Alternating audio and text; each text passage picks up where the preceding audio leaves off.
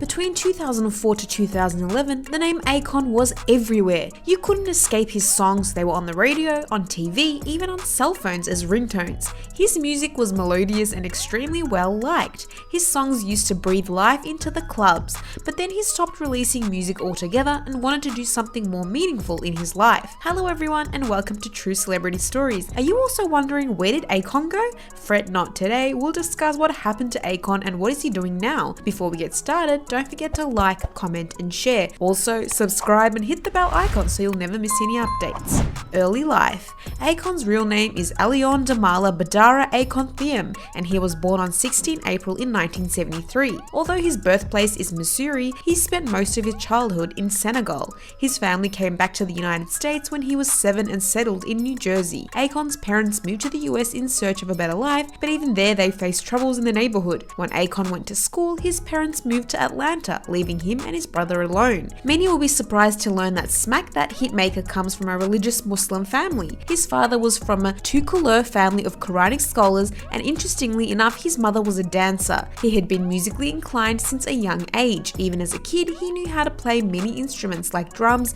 djembe, and guitar. Rise to success. Around 2003, Akon was tight with one of the upcoming rappers Lil Zane. He was the one who took him to meet Devine Stephens, who was a huge music mogul. After Stephens mentored him, Akon recorded a few songs for him, which then caught SRC Records' attention. Later in an interview, the manager Jerome Foster told which song made them sign him instantly. What caught my attention right away was Lonely, and I said, this kid is official, this is a huge record. Akon's first album Trouble was released in 2004 and saw success with singles like Locked Up and Ghetto. His breakthrough stardom came via his single Lonely. It went on to peak at number 5 on Billboard Hot 100 chart. In the UK, it even went on to grab the number 1 position and stayed there for a record-breaking time, surpassing 55 weeks. After 2 years of releasing his first album, Akon started his own record label Con Live Distribution. Under his own banner, he released his second album, Convicted. The album went on to peak at the 2nd position on the Billboard chart and sold more than 286,000 copies in its first week. Convicted had many chart-topping songs like I Wanna Love You, Smack That, and Don't Matter. Akon's third album, Freedom, continued his streak of successful albums with worldwide hit tracks. Right Now, Beautiful, We Don't Care became extremely popular. The album was certified platinum in the United States. Sadly, this was the last album that made some impact on Akon's singing career. Most famous artist globally.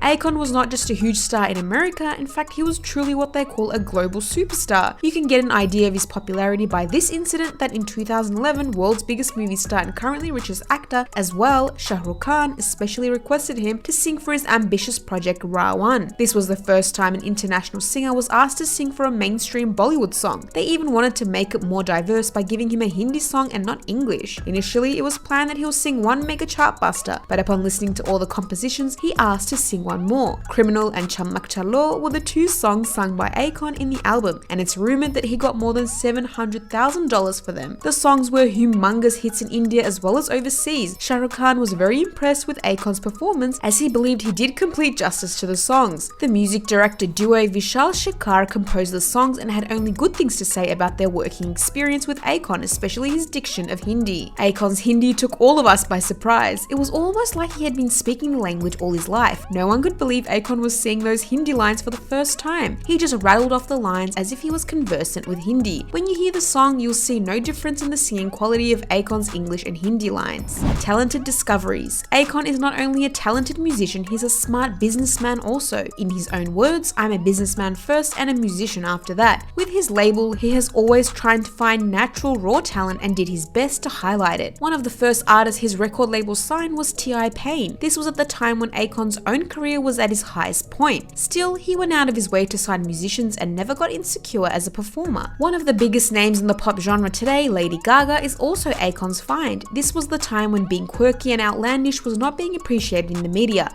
Lady Gaga's eccentric style was one of the main reasons for Akon to sign her. He told while promoting his first album that he knew Gaga was an excellent excellent songwriter. Then he heard her singing and liked it, but on the third day he noticed that every day she looks extremely different, and that was when he decided to take her under his wings. When I see a star, I just know it. From the moment she walked in for our first meeting, her appearance and her attitude felt brand new and fresh. She was so fearless. When I had discussions with Jimmy Iovine, from that moment everything ignited. We got excited about her, started making records, and started to craft her image. Even after more than a decade of their first meeting, they're still close and hang out often. Scandal. Not many people would associate controversies with an artist like Akon, but in his day, even he wasn't immune to it. In one of his performances, Akon was getting frisky with one of his fans on stage. What made people go after him was the fact that she was just 15 years old. Akon later issued an apology statement in which he said he didn't know the girl was underage. I want to sincerely apologize for the embarrassment and any pain I've caused to the young woman who joined me on stage, her family, and the Trinidad community for the events at my concert. It was never my intention to embarrass or take advantage of my fans in any way, especially those under the age of 18. That is why we tried to make sure that the club did not admit anyone under 18 in the audience. Somehow that standard was not met. After apologizing to the public, Akon also bashed the girl's parents, who found the most irresponsible in the whole situation.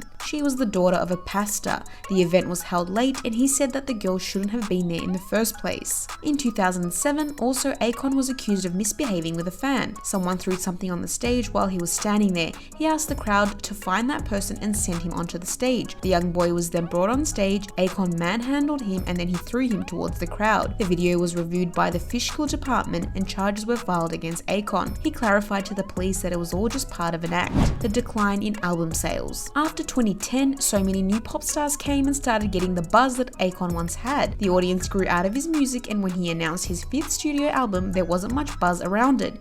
He even released a few singles, but they didn't get any noteworthy response. His singles didn't even make it to Hot 100 this time, which resulted in him putting his album Stadium on hold indefinitely. It has been a while since he released an album. He says he now enjoys making music more with the facility of streaming platforms. Today, he much prefers releasing singles instead of albums. Philanthropic work in Africa. After gaining so much success, Akon was trying to convince his grandmother to come and live with him in the US, but she refused. He then went there to meet her. After she repeated no multiple times, he then wanted to do something for her, as the land where she lived didn't even have basic necessities. He first offered her to get electricity, but he then realized he couldn't just do it for her, he has to do it for the whole area. It was only when he started mapping it all out, it dawned on him that he couldn't do this alone. He had to take outside help. This was the beginning of his project, Akon Lighting Africa. After initiating it, Akon wanted to do something more for his hometown, so much so that he started working with the African government to create Akon cities. The roadmap they're following for this city is of Wakanda, a futuristic city. He wants this city to have so many opportunities for its people that they wouldn't have to go anywhere else, leaving their country and roots behind. Akon wants his city to be the main tourist spot for anyone who wants to visit Senegal. The system back home in the US treats them unfairly in so many different ways that you can never imagine, and they only go through it because they feel that there is no other way. If you're coming from America or Europe or elsewhere in the diaspora and you feel that you want to visit Africa, we want Senegal to be your first stop. Well, Akon may not be making music anymore, but is clearly doing something meaningful in his life, and we wish him all the best for his future endeavors. If you like this video, please subscribe to our channel and hit that bell button to get the notifications. Also, don't forget to watch other videos on this channel that explores more topics like this.